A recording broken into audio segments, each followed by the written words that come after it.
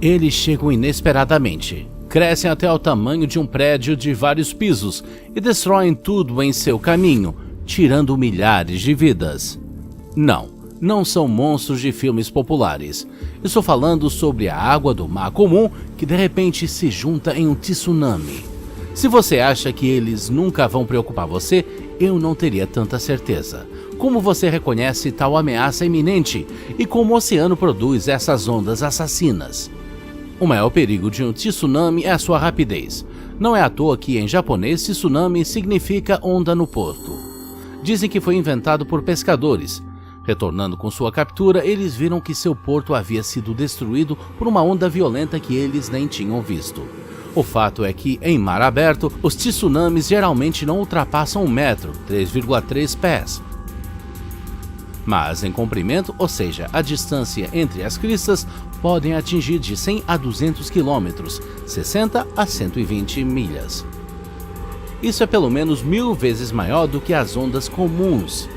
E sua velocidade é como a de um avião a jato, e apenas nas costas, os tsunamis atingem tamanhos incríveis. Então, como explicamos essa fúria repentina dos elementos? O vento, como no caso das ondas normais, nada tem a ver com isso. A massa de água é literalmente empurrada por um impulso curto e poderoso da água, e ocorre uma mudança brusca em grande escala no oceano. A causa pode ser um terremoto, erupção vulcânica, deslizamento de terra, explosão, o colapso de rochas e glaciares ou asteroides com impacto na água. Mas o principal culpado em 88% dos casos é sísmico.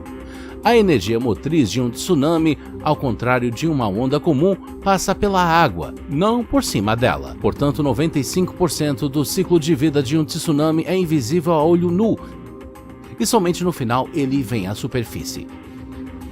Agora, respire fundo e mergulhe profundamente no epicentro desses eventos comigo.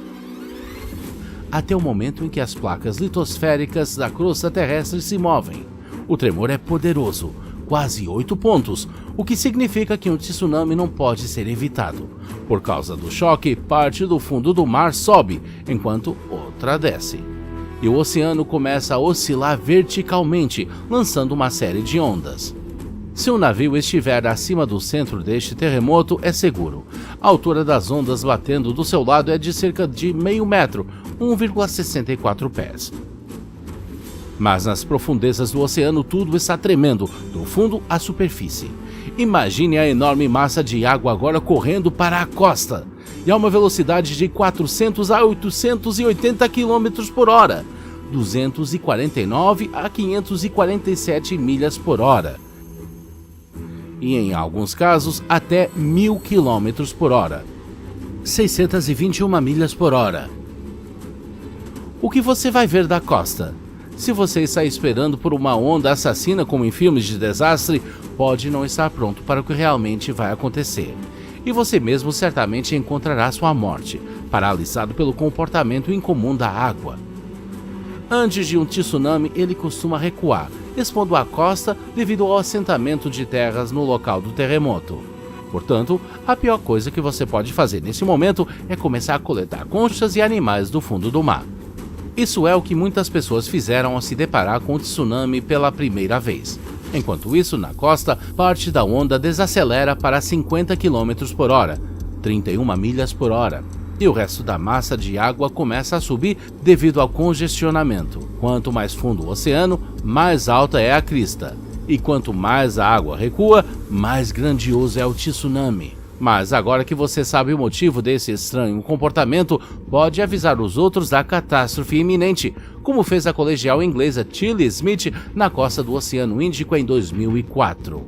Por uma feliz coincidência, ela acabara de aprender na aula de geografia que a água recua rapidamente da costa antes de um tsunami. Tilly convenceu seus pais e todos ao redor de que eles precisavam se salvar, e assim ajudou cerca de 100 pessoas. Lembre-se de que você deve agir rapidamente. Antes de desacelerar, uma vez que a onda atinge a costa, sua velocidade ainda é de dezenas de quilômetros por hora ou milhas por hora. Portanto, no momento em que um alarme é emitido ou um tsunami aparece no horizonte, você tem no máximo 20 minutos. passe-os recuando 10 km, 6,2 milhas para o interior. Se isso não for possível, suba em um telhado ou pelo menos em uma árvore forte. Nem sempre um carro é a melhor escolha. Se você não quer ficar preso no trânsito entre todos os outros que fogem das intempéries, quer? Se você se encontrar na água, então, antes de tudo, livre-se de sapatos e roupas pesadas.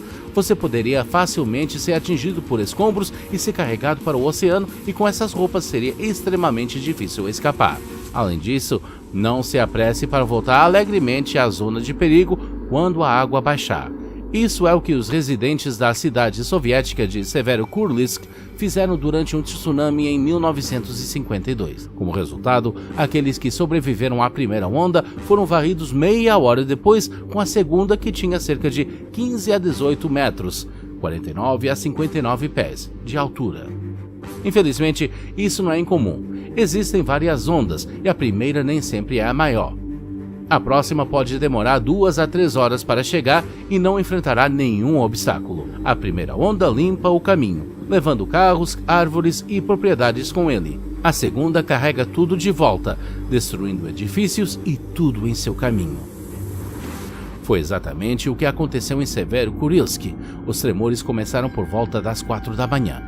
E quando o nevoeiro matinal se dissipou, fragmentos flutuando na água eram os únicos remanescentes da cidade na costa. Portanto, não até 3 a 4 horas após o ataque final você pode finalmente respirar. Mas não pense que para a salvação basta notar apenas o estranho comportamento da água a tempo. Nem sempre retrocede antes de um tsunami, portanto, confiar apenas nesse sinal não é suficiente. As informações mais precisas sobre a ameaça serão fornecidas pelos centros de alerta de tsunami. O fato é que as ondas sísmicas se movem muito mais rápido do que as ondas normais, e um alarme desse centro dá aos residentes do litoral alguns minutos preciosos, às vezes até horas, se a origem do terremoto estiver longe da costa. No entanto, nem todos os fortes terremotos subaquáticos levam a tsunamis. Um aumento no nível da água em uma área específica do mar ou oceano fornecerá a previsão mais precisa, e é importante que o alarme do ponto de medição chegue antes da própria onda. Enquanto discutimos terremotos subaquáticos, você não deve descartar outras causas de tsunamis. Por exemplo, o maior tsunami do mundo ocorreu no Alasca. 90 milhões de toneladas de rocha e gelo caíram das montanhas na Bahia. A água subiu 524 metros, ou 1.720 pés, no ar. Uma onda varreu a Bahia, arrancando árvores e jogando o navio que estava a 10 quilômetros do epicentro para o outro lado da ilha.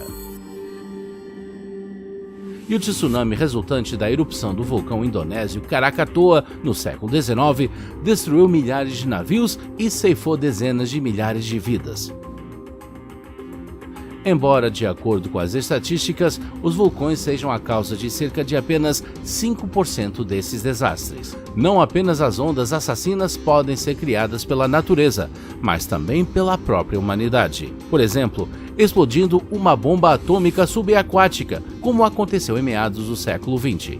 Uma explosão em grande profundidade levantou uma onda de 29 metros, ou 95 pés, de altura. No entanto, não houve danos.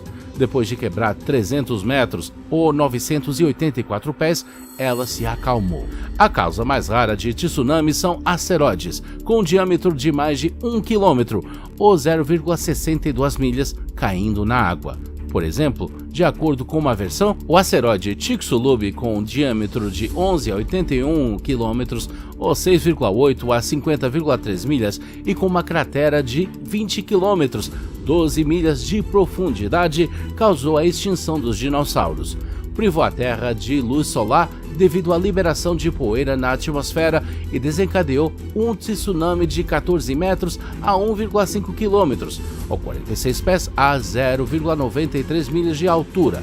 Essas ondas varreram o planeta, agitando os oceanos. O mais mortal foi o já mencionado tsunami perto da ilha de Sumatra em 2004. Ele atingiu 14 países e ceifou mais de 200 mil vidas. A energia do terremoto que o desencadeou foi de 20 mil bombas atômicas, como as que uma vez foram lançadas em Hiroshima. Se você fez planos para férias futuras, mas de repente está hesitando, não se apresse em adiá-las. Em primeiro lugar, o maior perigo em termos de tsunamis é a área do Oceano Pacífico chamada o Anel de Fogo. Em segundo lugar, em termos de ondas pequenas, mesmo aí, elas geralmente ocorrem não mais do que 4 vezes por ano. E apenas uma vez por década nascem recordistas com uma altura de 10 metros, cerca de 30 pés. Você já testemunhou um tsunami ou outro desastre natural? Deixe-nos saber nos comentários. Se você gostou do vídeo, dê uma curtida, inscreva-se no canal, clique no sininho para receber notificações de novos vídeos e não se esqueça de nos recomendar aos seus amigos.